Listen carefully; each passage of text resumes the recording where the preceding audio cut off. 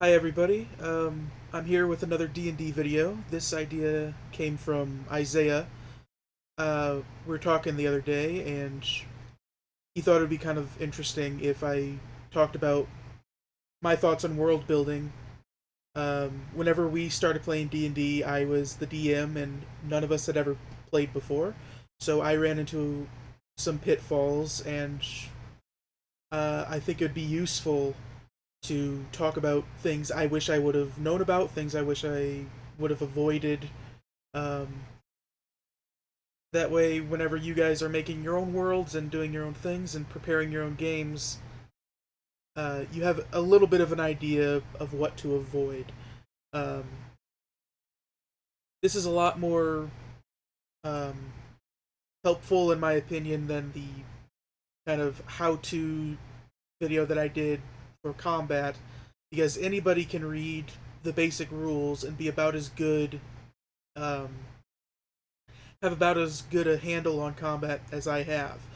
So if you can just read some rules very quickly, then I don't think me making a video about it is going to be all that insightful. There are better people you can go listen to who have been running the game for, years, decades, who are going to be able to give a lot more practical, useful advice than I am. Um, so this seems more useful. This is for a beginner DM by a beginner DM. Um, so first things first, I'm going to show you the map that I made. Let's see. I believe I started playing in 2018, so this map would have been drawn in 2018. There are a couple of differences in this map than um, the original version. There are, well, one example is the waterfall and that river used to flow in a different direction, and then I learned it doesn't really make sense for a river to flow away from the sea, so I just flipped the direction. Um, I think one or two town names were changed, but this is basically the same map that I drew whenever I first started playing. And the main reason that I started with a map is because I believe around the time that I started was whenever the uh, the Amazon Lord of the Rings series was first announced, before it had any name.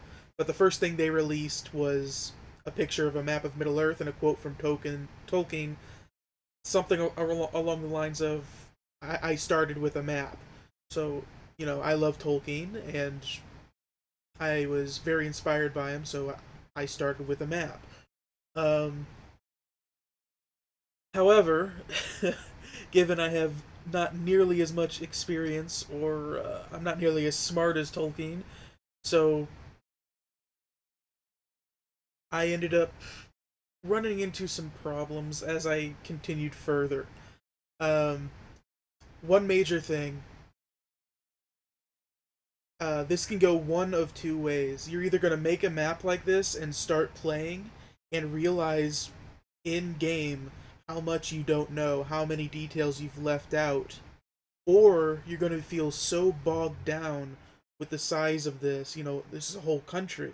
I need to know the uh, the percentage of the population that's elves, and I need to know um, what direction the wind tends to blow in the sea for sea travel.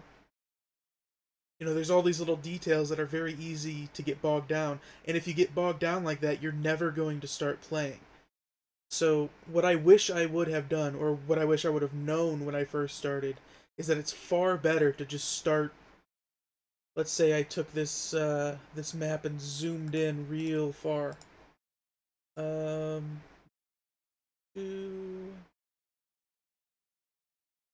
if I can, I'm not sure if I can.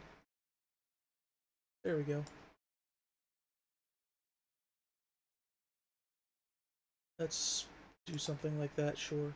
Uh, so let's say I started with something only this size. There's only a couple of towns even on this section, but already, even this far out, you could still see there's a couple mountainous regions.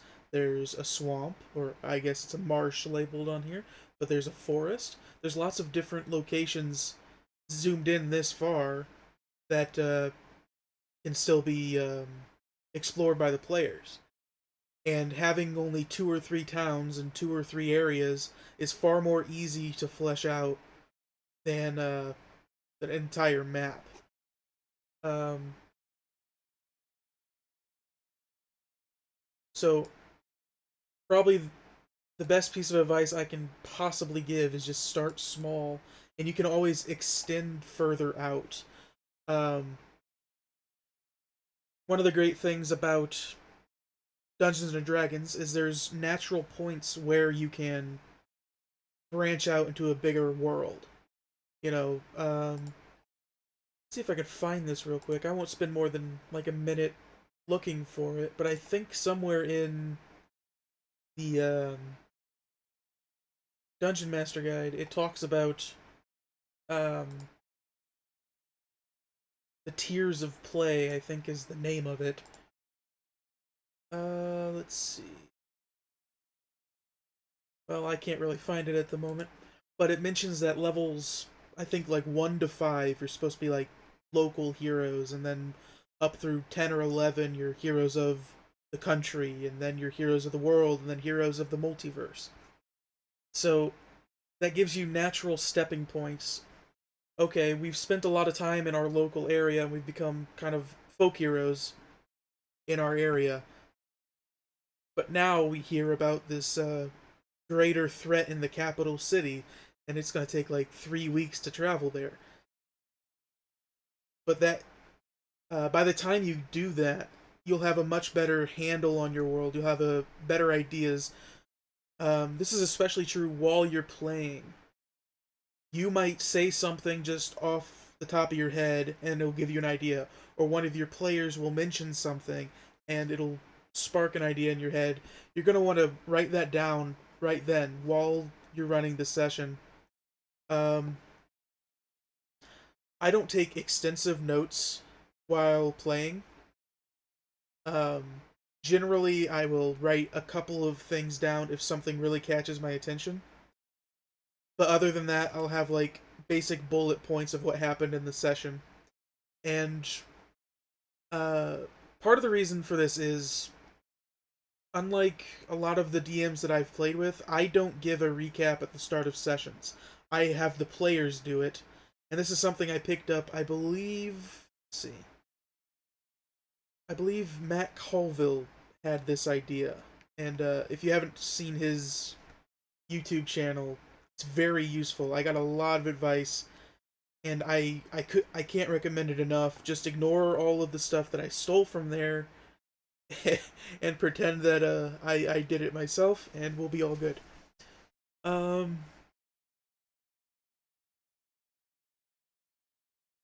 so one thing that is very useful uh, while you're doing this, starting on page, let me see the page number. Pages like 14 and 15, it kind of starts talking about settlements in the Dungeon Master Guide. And, you know, it asks what's the purpose? What's the atmosphere of this place like? And then it goes through, you know, a village has about 1,000 people or less, and what kind of government. These are very useful pages to just go through, and kind of gives you a checklist. And that can build a lot of the town for you, which is a tool I wish I had. I didn't have the DM guide whenever I first started playing. I was using the basic rules. So a lot of this stuff, um, there's a lot of details that I just didn't know about, didn't have. So if you have access to this, use it. It's a great resource.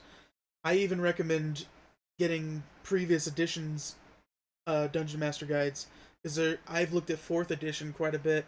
There's a lot of detail in the Dungeon Master Guide of 4th edition that is missing from 5th. And I'm sure the same is true for 3rd edition. That one's apparently a lot of people's favorite edition, so I bet there's a ton of stuff in there, but I don't have that book.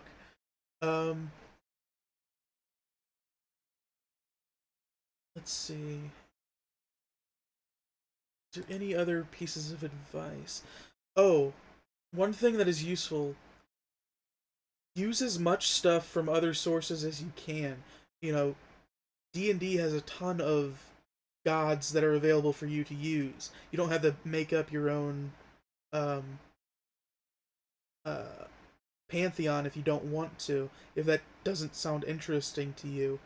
And that will give players a grounded sense of the game. You know, I'm not just playing Jared's generic fantasy game. I'm playing Dungeons and Dragons, so there's the Raven Queen, there's Moradin, there's Bahamut, you know.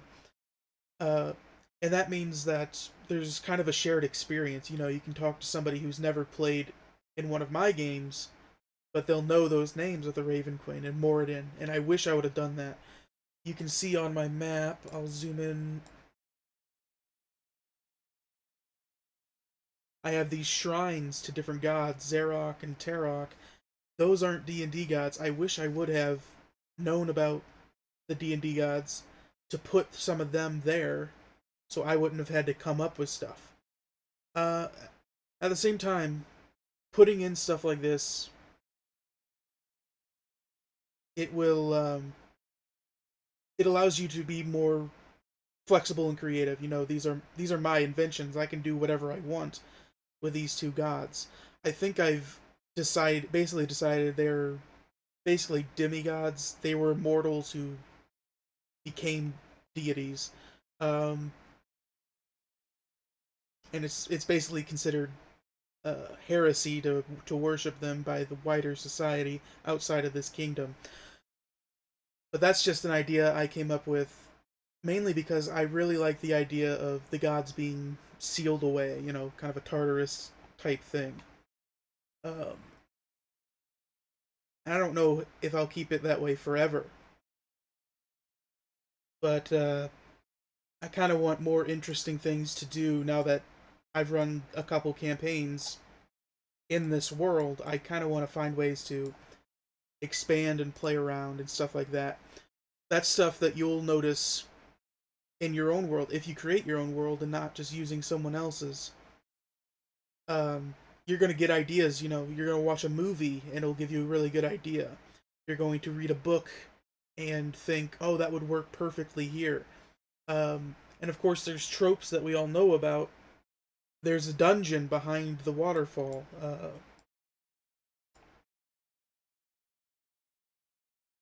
Zoom in so you can actually see what I'm talking about.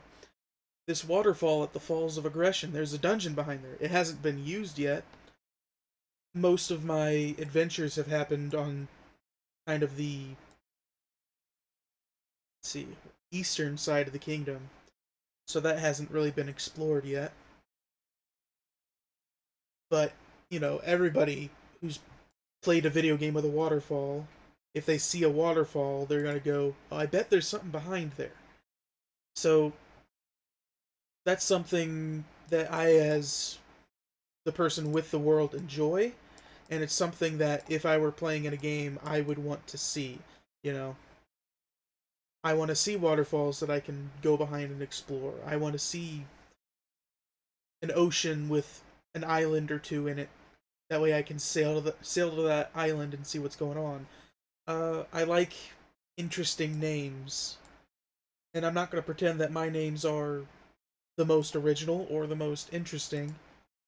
But, you know, I have a place called The Ravaged Plains of the Goblin Wars. You know, what are the Goblin Wars? What happened to these plains? Why are they still ravaged? Why is it still in ruin? Um,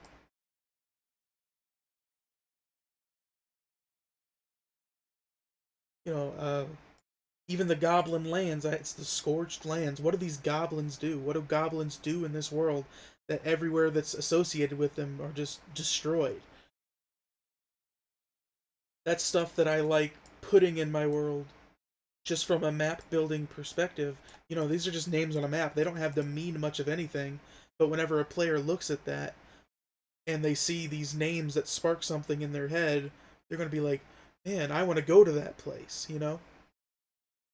So, let's bring this back full circle to what I was talking about earlier. Let's zoom in real close. See how close I can get this without it looking pixely. That looks good enough. Good enough for our purposes, I believe.